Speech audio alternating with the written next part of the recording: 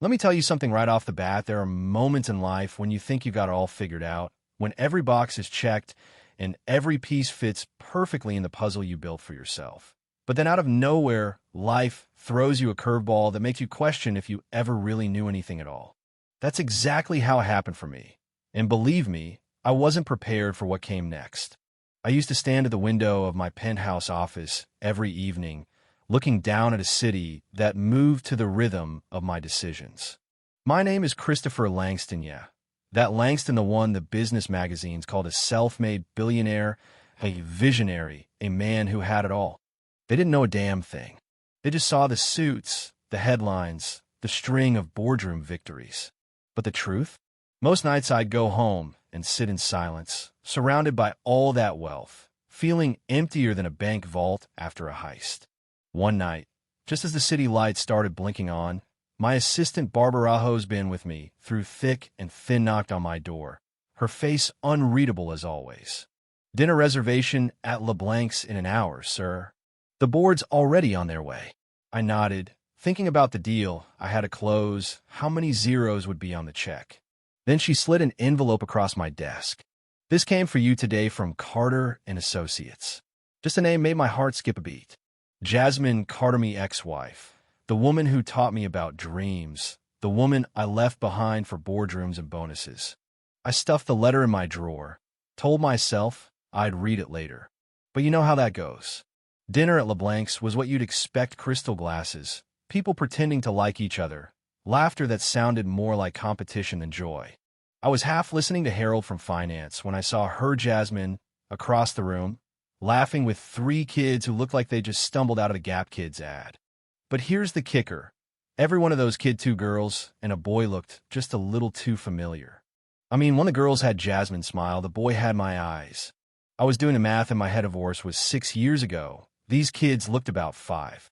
My heart started thumping, my palms sweating, and for the first time in years, I wasn't sure what to do next.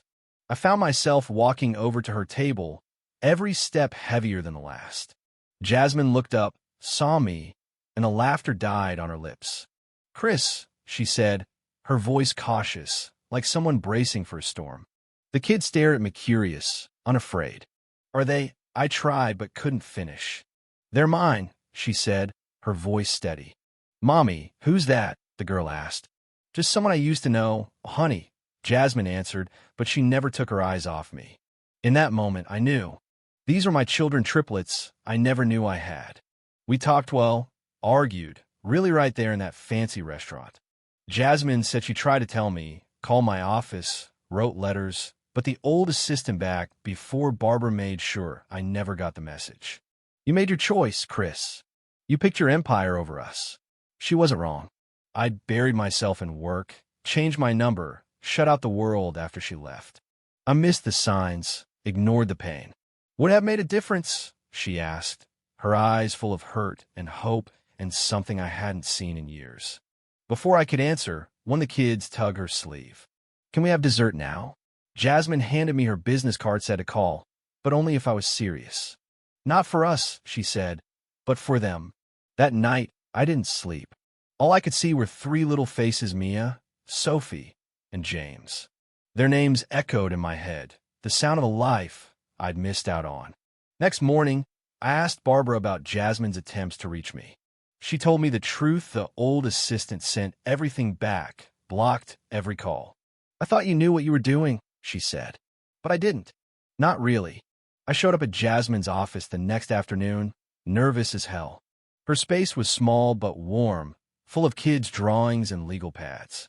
"You came," she said, and I could hear the surprise in her voice. We talked for hours.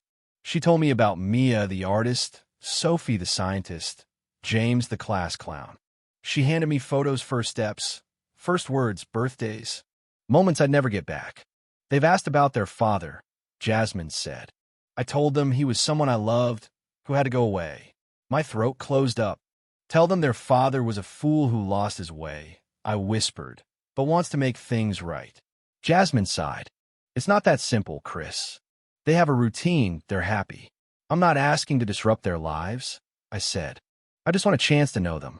She studied me, then agreed to let me try if I could prove I was serious.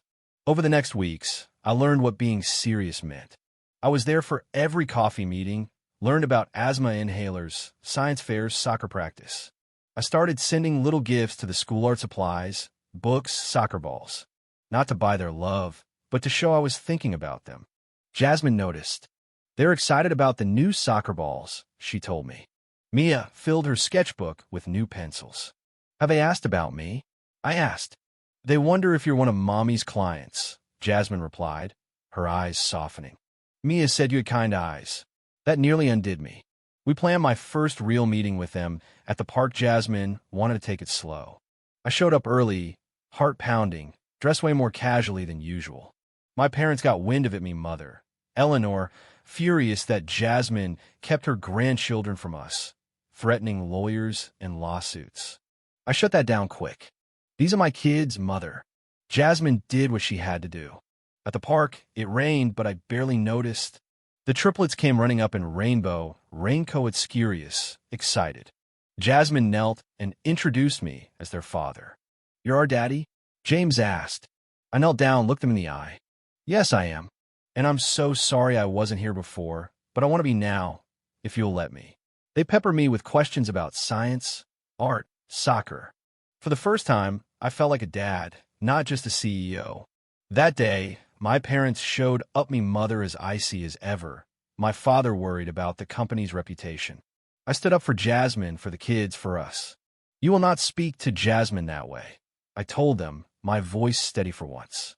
James, wise beyond his years, slipped his hand into mine. Your eyes are sad, he said, and the honesty in that tiny voice just broke me open. I am sad, I told him, but I'm also very happy to meet you. The next months were a blur of learning and growing. I bought a house near Jasmine's, turned one room into an art studio for Mia, a mini science lab for Sophie, a soccer wall for James. My business took a back seat for the first time ever. I started showing options fairs, soccer games, art shows. Every time I wanted to check an email, I'd look at a crayon drawing Mia made, our family, together. Sometimes the kids slept over, and I'd build blanket forts in the living room, tell them stories about the stars.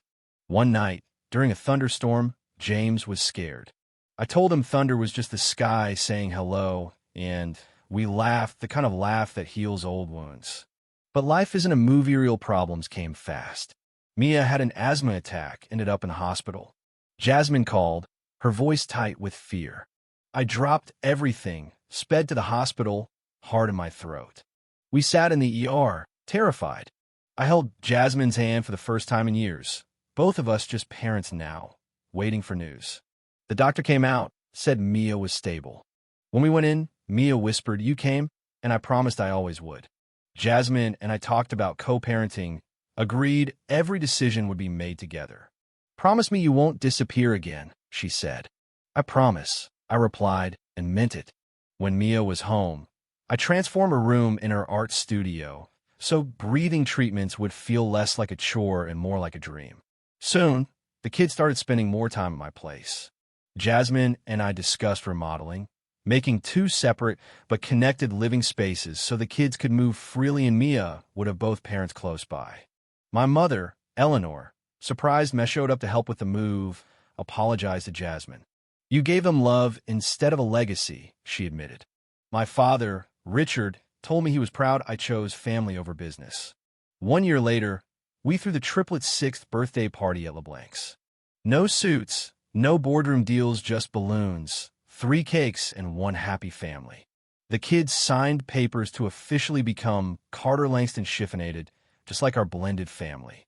That night, after the party, we all stood outside under the restaurant's terrace, watching a light show I'd arranged to mimic the Northern Lights magic for my 3 little stars. "Daddy, will you teach me to draw the lights?" Mia asked. "We can all try together," I said. Now, when I look at my life, I see a different kind of empire, one built on bedtime stories and soccer games, science fairs and art shows, family dinners and pancake breakfasts. My biggest victory isn't in any magazine. It's the way my children run to hug me, the way Jasmine and I work as a team, the way my parents learn to love in a new way. People say you can't rewrite the past, but I say you can shape the future. You just have to show up every single day. So what do you think? Is success about numbers and deals, or is it about second chances, forgiveness, and building something that lasts beyond you? Let me know your thoughts because I think real success is measured in love, not in dollars. Would you have made the same choices? What does family mean to you? Drop your stories and opinions below. Let's talk about what really matters.